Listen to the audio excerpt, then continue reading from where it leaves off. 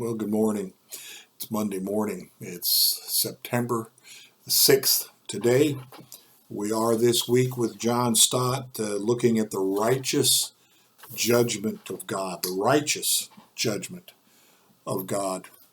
We're meeting the heroes and the villains this week, as he put it in the lead-in section, which I read pretty much all of to you, just so you could catch the flavor of it for this week. Yesterday on Sunday was the seven trumpets. Today is the dragon and his allies. The dragon and his allies. The suggested reading is Revelation 12, verses 1 through 12. The lead-in verse for today is verse 11 from that passage. They overcame him by the blood of the Lamb and by the word of their testimony. In the opening vision of Revelation 12, there are three actors. A pregnant woman about to give birth, the male child she bears, and an enormous red dragon poised to devour the child at birth. The dragon is plainly the devil. The child is the Messiah whose destiny is to rule the nations. And the woman is a symbol of the people of Israel from whose 12 patriarchs the human ancestry of the Christ is traced. But when the boy was born, he was snatched up to God, and the woman fled to the desert for protection.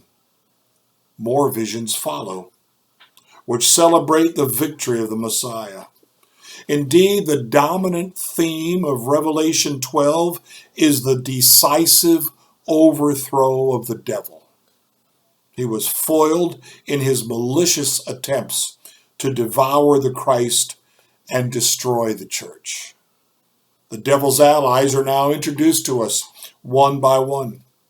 They are called the beast out of the sea, the beast out of the earth, and Babylon, a gaudy prostitute.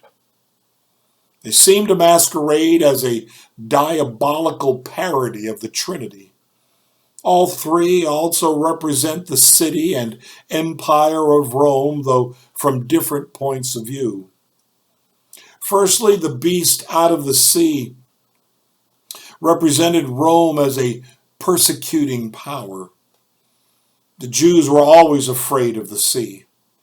So a monster emerging out of the sea would be a particular horror to them.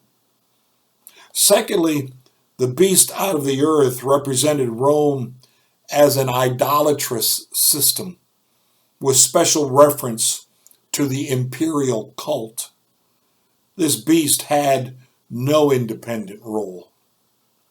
Instead, his ministry related wholly to the first beast, to whom he was subservient. He made people worship the first beast. Thirdly, Babylon, the prostitute, represented Rome as a corrupting influence. She made all the nations drink the maddening wine of her adulteries. And that's chapter 14, verse 8.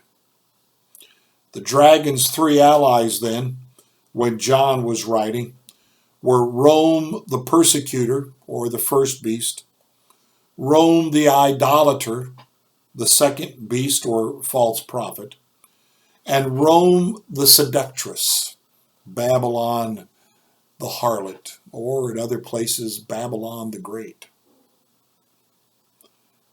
All, you might be wondering, well, that's great, that's Rome, that's a couple thousand years ago, what's that got to do with us? Well, they're symbols of what is true in all time. John Stott concludes with this paragraph: all over the world today, the same threefold assault on the church is being mounted by the devil, as we saw in the early chapters of the Acts. There's physical assault or persecution. There's moral assault, compromise. And there's intellectual assault, false teaching. The devil's three allies are still very active.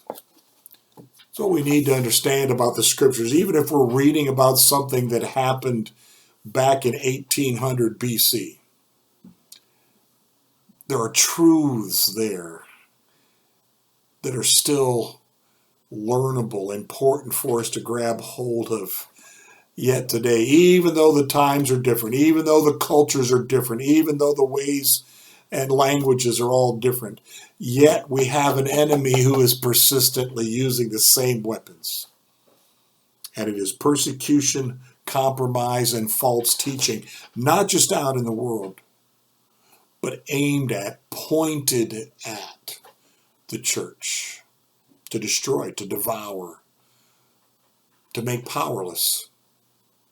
Compromise is one of the absolute worst things for Christians to do. To make friends of this world so that we live like them and try to live like followers of Jesus all at the same time, and it's not possible. It's not possible. The dragon and his allies march on. They're headed for a day of destruction and total defeat, and all the nations of the world will know it. Let's make sure that we are marching in footstep with our Savior. Let's make sure that we are following the truth, the real truth, that is His truth.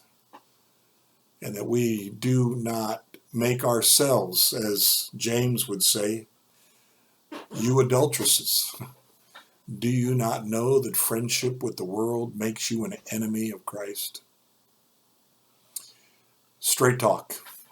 We need to hear straight talk from the scriptures in the day and age in which we live, just as those receiving these truths, these letters, needed to hear it then. Blessings to you today. Seek the truth and seek the Lord while He may be found.